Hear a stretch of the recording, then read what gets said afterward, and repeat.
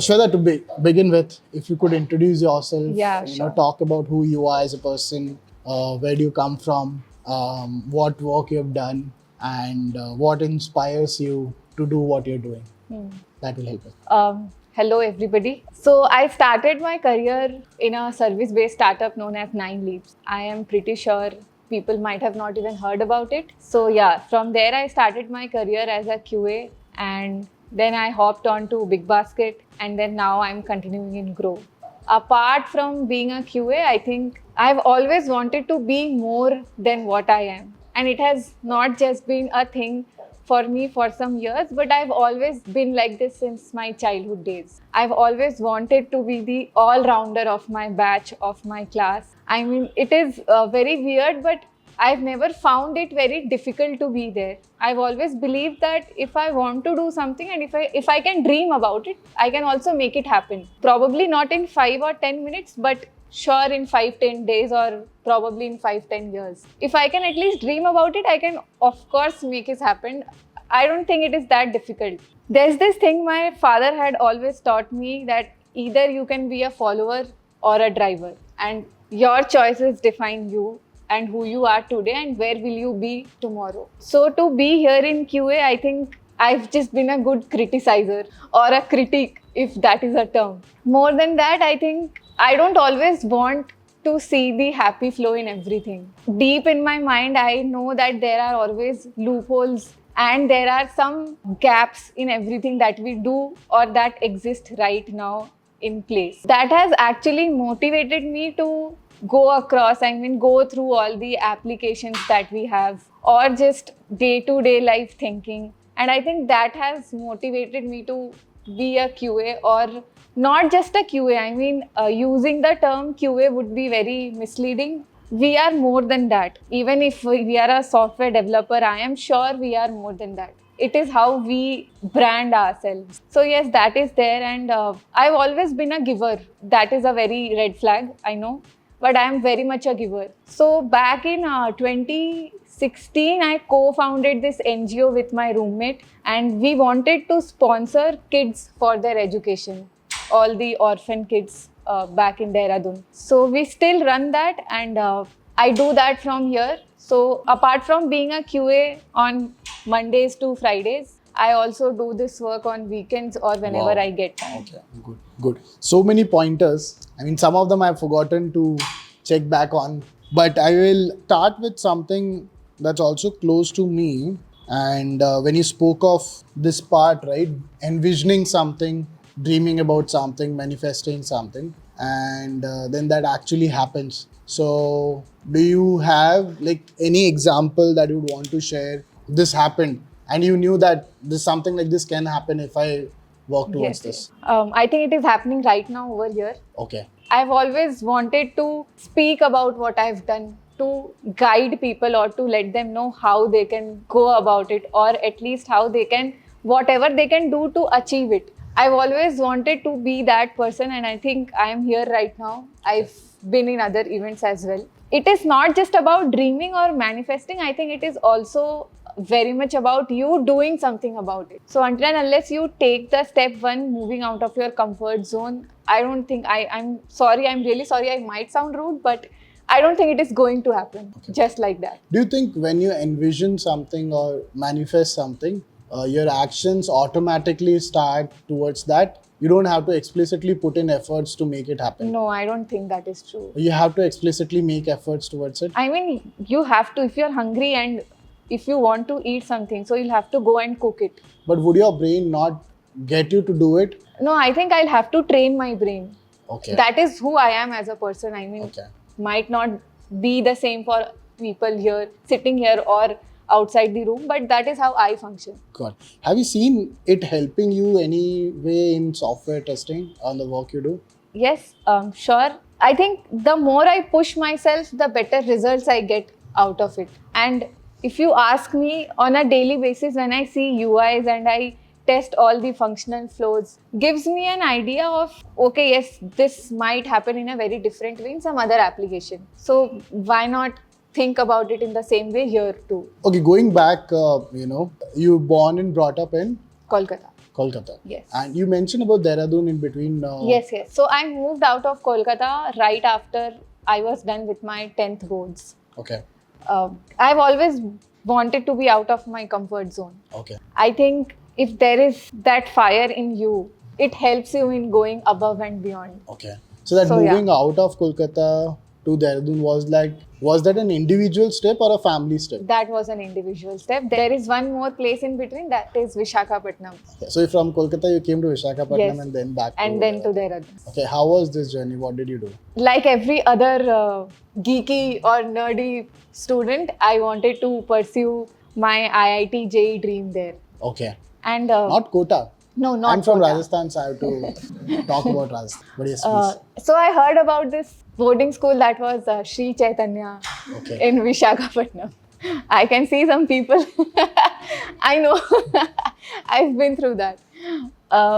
And somehow I just wanted to do it. And my parents were very much against it. They did not want me to go there because their friends have told that it's very painful for anybody to be there. Was it painful? Very.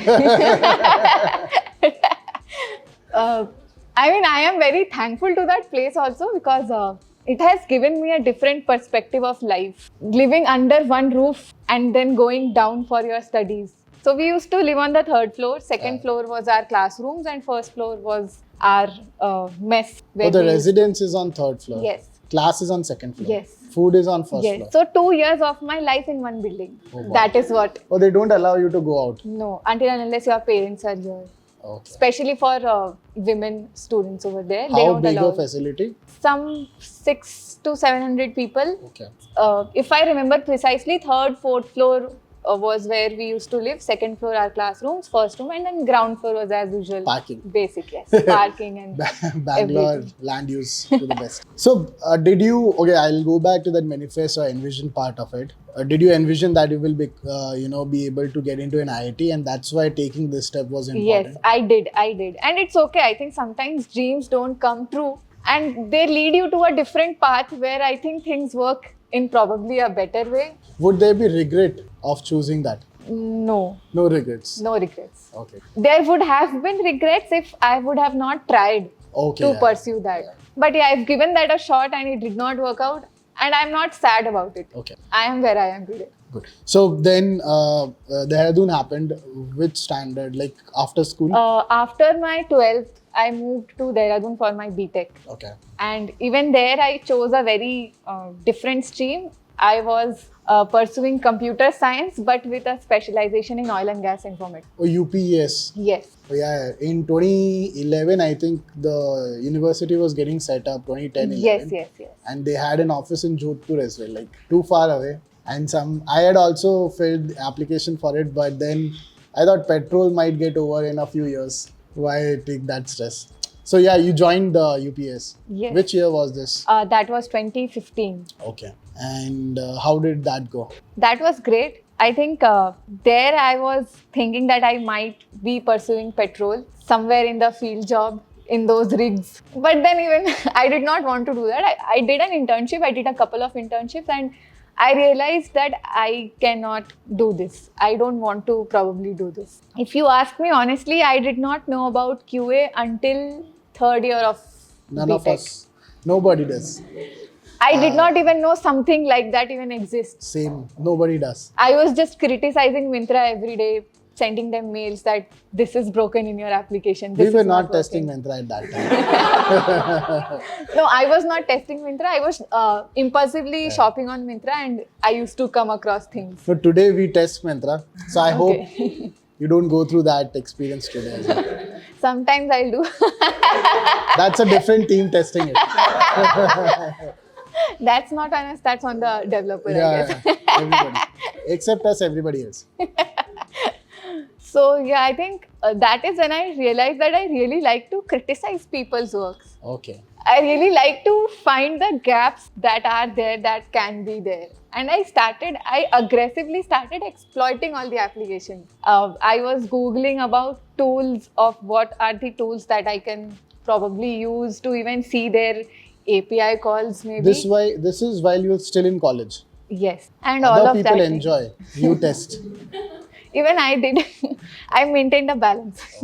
So yeah, I think that is how it started. But even that time, I did not know that there might be a profession that is there for this exploitation that I'm doing right now. And I was not even sure that I really want to do this. But then I got placed, and there, so we were trained in groups, and I did not like that. I have always been a very self-learned and self-driven human being. So I started working on my own projects. I started using tools. I don't know. Was this learning in software testing or some other space?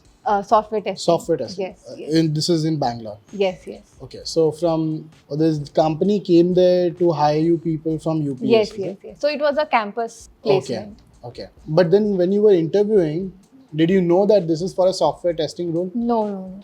Okay, this No, was like not an at all. open hiring, and then Yes, they could yes. put you So in. it was like the basic interviews that goes around DSA and all of that. They'll give you puzzles to solve. 5 rounds of interviews for God knows what. We do that.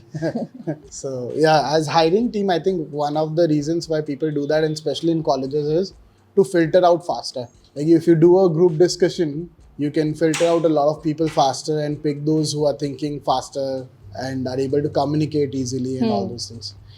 And by giving puzzles also, that's the thought, that people who can think better, problem solving, analytical. But what happens is one-on-one interview, if you have to do a 45-minute interview, one person will be able to take 7, 8, and after that he blanks out.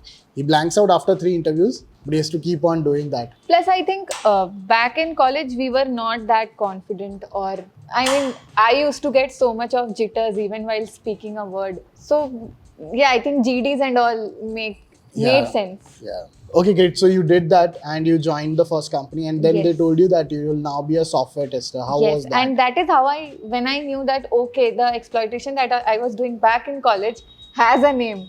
It has a profession, yes. Yes. It's a career. It's a career. And there were different teams, but I never did it in order to pursue it, to be very honest. I just wanted to explore things, and like I said, I have always loved to find the gaps, the loopholes that things might have. I don't know, I think my brain functions like that. So if somebody tells me go straight and then take a left, I just feel there might be something fishy. Now call it trust issues. But yeah, that is how I function. And there we used to have different projects. So we were put in different projects, and for 6 months we had this internship thing. Okay. After those 6 months, we again had to go through a final round of interview, wherein they were deciding the final set of people that they want to continue with. And after that, I mean, even in those 6 months, we were asked to go through things and do the basics. Can you also throw some light on training as a fresher? What were some of the areas that you were trained on for software testing? Okay. I think that might be different for different people, because 100%. If somebody is being trained as a, let's say, product designer, for that person, the whole curriculum would be different.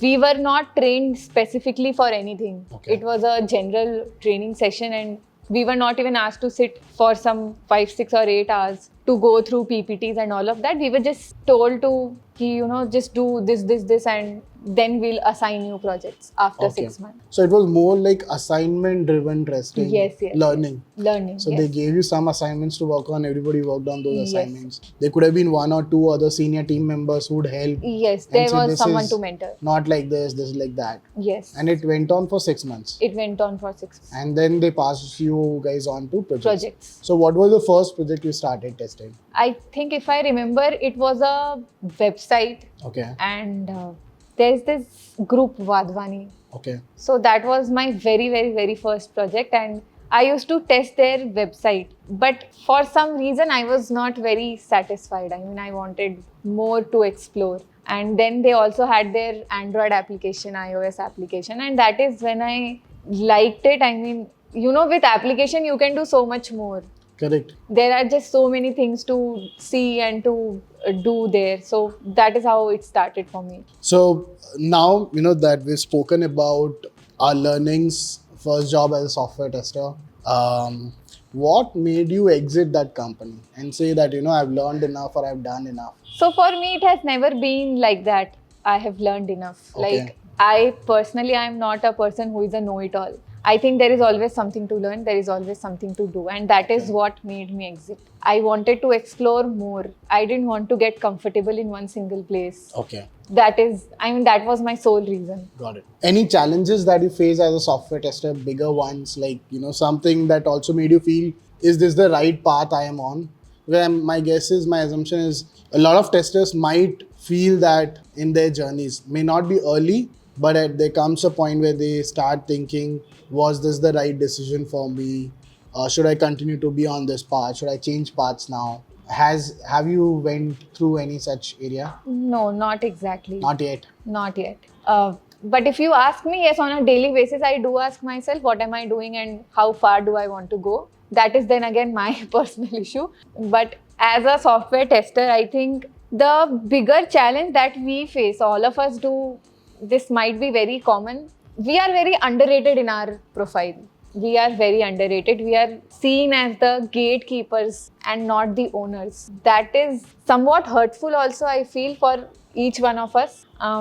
We are asked to test everything. We are asked to write test cases. We do that. We definitely do that. But we are not looked upon as owners of that.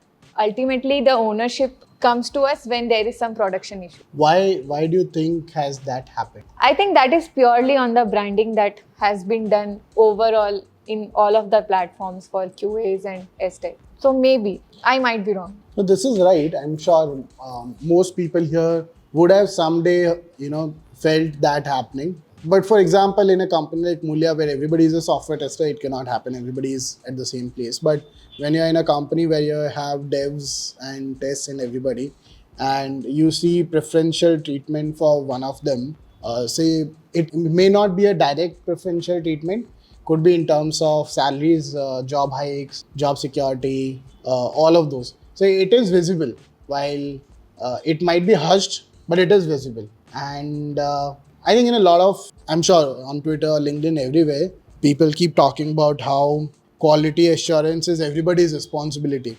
So that's why QA as a term may not be right term for software testers. And why it is everybody's responsibility is, as a tester, you only have enough influence. There is more that can happen, and assurance of quality has to happen from the product owner, from the developer, from the tester, obviously, and from anybody else who's part of it. Yeah, I think that ownership comes on us. I mean, if we don't take the initiative of driving things Okay.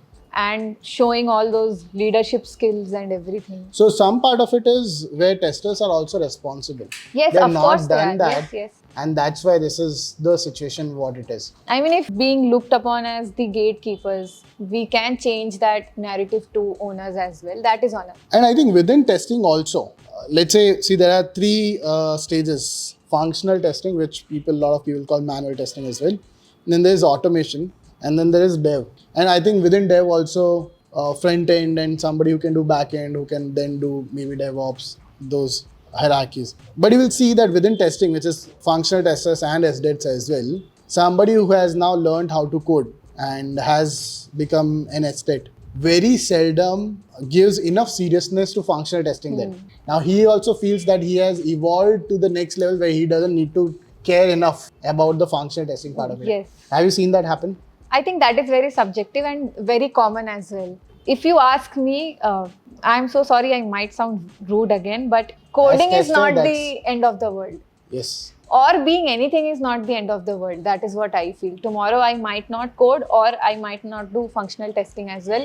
That doesn't change anything. The earth is still rotating and spinning while we are Correct. sitting and talking here. It won't change anything. The really impactful thing that we can do apart from writing test cases and everything is, why not take that ownership on your own hands and start driving things. Tomorrow, okay, I mean today if someone is doing functional testing, tomorrow he or she wants to go ahead to learn how to code and evolve themselves as an SDET. Yes, that is pretty much possible and doable as well, but at the same time, that is not the end of the world. True. At the same time, both extremes are wrong, I believe. Like, for example, automation engineers, since they started doing, one of the posts recently I read to someone on Twitter was that once you learn automation, I think Rahul Pawal or somebody, that once you've learned automation, he said he has also done it in the past. I've seen a lot of my friends do it. You start finding excuses to run away from doing functional testing. You would want to maybe build some tool which might not have enough value on the product as in, but that's something you would want to do that's in that space. And when you have a functional testing work as well, you'd want to do it at very surface level and then move it off. Yeah, I think this I've heard about this. I mean, I've seen this also. Once you start working as STech, you tend to run away from all the functional testing responsibilities. What I feel is that is a very common mentality of people thinking it as being degraded. I don't know for what It is reason. not. It is but truly it is not. yes, it is Because- not. It is not. If you've heard of how Netflix works, Netflix, they have their team wherein they perform chaos testing and everything that goes on, and it happens on production level and not just their own stages that we use, UAT or whatever. So if they can do that, their estates and their functional testers and their whole team can do that, being such a great platform. But at the today's same date. time, you know, this piece of it where once somebody learns automation, even his salary hikes, job security, new opportunities increase That's in true. comparison to a Yes. functional person only. That is very And I think to be for somebody to be a good software tester, it is important that they know how to code. It helps them a lot. That's the basic, I mean, that's the bare minimum. So you that should be know. the goal. I Yes. think what happens is today when somebody learns how to code, they learn how to code to automate and not learn how to code to test better. So that difference in the objective is what makes the difference then later on. I mean, objectives or intentions, whatever it is. But yes, that's true. Just for the sake of doing it, if you do things, I feel it won't work for a very long time. I can't just do automation just for the sake of getting hikes and So see, some part of it is also true, but on the other side as well, right? It is demand and supply. What does the industry demand? We supply that. See, today, all of us are, whether you agree or not, all of us are businessmen. In the traditional definition of businessman, he would be somebody who's building stuff and then selling it. What we are selling is our time and skill. So we sell our time and skill and then be paid for it something month on month, and there's a higher guarantee of that return. So as a businessman, it makes sense to supply what is needed. If China wants X stuff, mangoes from say Kerala, they will get that. Whether they might taste well or not is not a question. So similarly, I think in the industry, the way, whether we like it or not, the way it has come up is for functional testers, it is difficult to get the same influence on the table, get the same job hikes, better job opportunities. Today, if you look at LinkedIn, you'll find tons of opportunities in automation, but not same number of opportunities, maybe 1/5 of it or 1/8 of it in functional. As an employer would want to hire somebody who can do both automation and functional. While the work that they will do is functional, 90% of the work will still be functional. But the expectation at the time of hiring is, no, you should be able to do automation, whether you will ever actually work on it or not. I have a lot of friends who maybe went out of Mulia or within Mulia as well. When they work with our customers, customer would interview with them on their coding skills, not even automation skills, just coding skills. There are some 15, 20 fixed coding questions that they will give. People will write, they're good to go. That's the expectation, that you should be able to do both, whether it's needed or not. But that's the expectation, and that's why I believe all functional testers should definitely upskill and at least provide what the industry wants, whether you will actually be able to do it or not. And like how I spoke with some people here, that we do both functional and automation, but 90%, 80% of it is functional, and then 10-20% is on automation. in my early stages when I had joined full time as a software tester, I could see people getting really defensive if I tell them that this is not working. The responses that I used to get, they were not very happy or very pleased. Obviously. They were never pleased. I mean, there was always something that, no, this can't happen. You should check it again. No, this can't happen. And a couple of times I could not recreate those scenarios, and I felt really bad about it, that this really did not happen. And that is when I had to put myself on the other side of what they would want or expect from me. So I don't remember exactly, but there was this bug that was coming around, and for some reason it was just happening, and I could not understand. I mean, I think I did not sleep for a couple of nights thinking about it. I just didn't know how was it happening. I started going through the logs and the API calls. Things were really perfect there. Then I understood that okay, there was some problem with this particular user only. Okay. And I think those days it is really difficult to convince people that yes, this is a problem. This is like, all of you would have gone through this. Say you have a mobile phone and it's not working for whatever reason.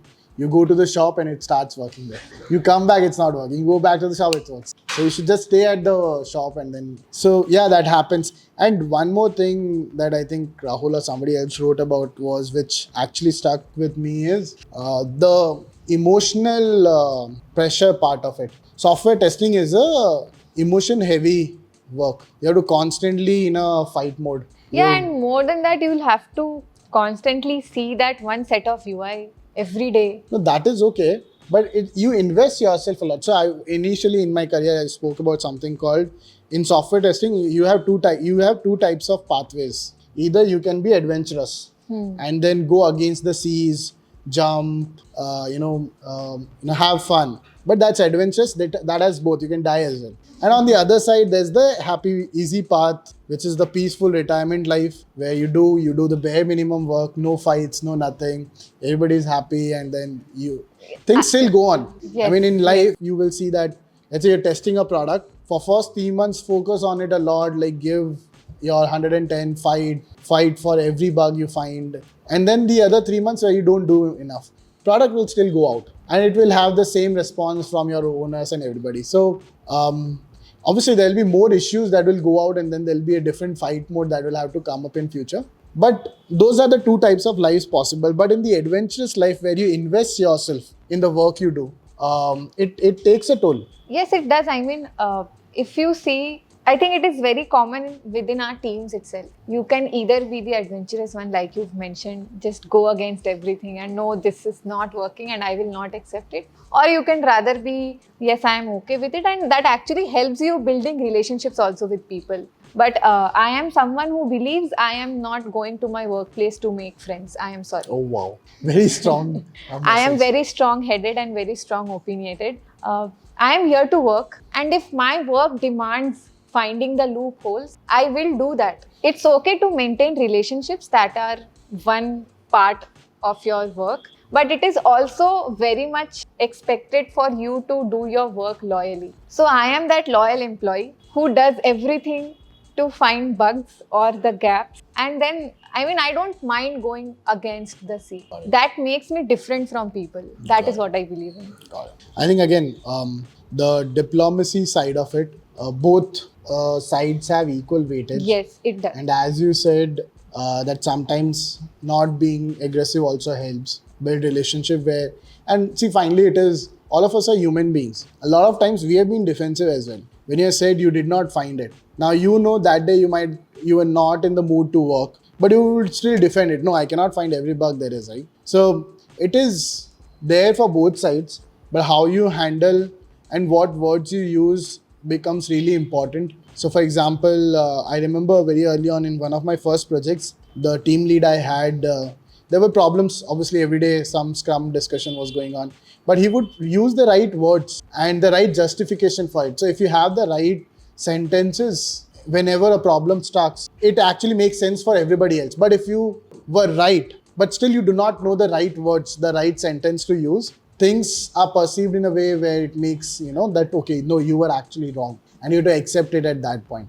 I mean, So- how you portray things. How you portray and how you actually provide the right justification for it. See, taking decisions as a software tester, you take decisions every second. You've tested something, you got some information out of it, you use that information to make another experiment. So those are decisions you're making every second. And you need to have the right justification. Sometimes your decisions will go wrong, and that's okay. That's perfectly fine. I mean, we are all human beings. True. And the emotional pressure that we have while we say, okay, it's good to go, sign off. We're giving the sign off. The word sign off That's itself sometimes is wrong. scares me. It's a wrong word. Yes. You're nobody to give a sign off. See, if we are not gatekeeper, like the thought of a gatekeeper and then the thought of sign off sits in the same page. And the whole, I mean, when you say that word, all of the ownership comes to you that, okay, if this person has said it, For it is everything that working can fine. go wrong, the ownership is on Yes, you. For yes. everything that can go right, it's not on you. Yes. Somebody else built it. Yeah, exactly. Somebody else built it, somebody else thought about it, or Correct. somebody else coded it for this to happen. So good. I think overall, right? I think the learning part is the most important piece. Now, going forward, future. What do you see for future for yourself and for software testers and the testing as a whole? If I talk about myself, I still have a lot of things to figure out. A lot of things, not just as a software tester, but also apart from being that, I mean, so much more. But yes, the QA culture, the SDET culture that I feel will grow. Okay. It is not going anywhere. There are a lot of organizations who don't have QA culture at all. But then again, I think we are somewhere in the industry, we should be the MVPs. I mean, if we are testing something, and just imagine the kind of drainage that happens after we are repeatedly, I mean, there are loops of testing. It is not just one round and it is done. So we are very much needed in this industry, and I think in the coming 2 or maybe 5 years, I might be wrong, but the number will grow. I think as you spoke, no, we being the MVPs, I think everybody is an ambassador of testing. Each tester is an ambassador of testing, and every time we do something right, we help the craft. Every time we do something wrong, we hurt the craft as well. So, and that's what builds the bigger perspective of what software testing is and others. Good. I think okay. Too much gyan for the day. We're at see, for testers it's okay. I'm thinking, what about the other guys? We're okay. We're close to 1 o'clock.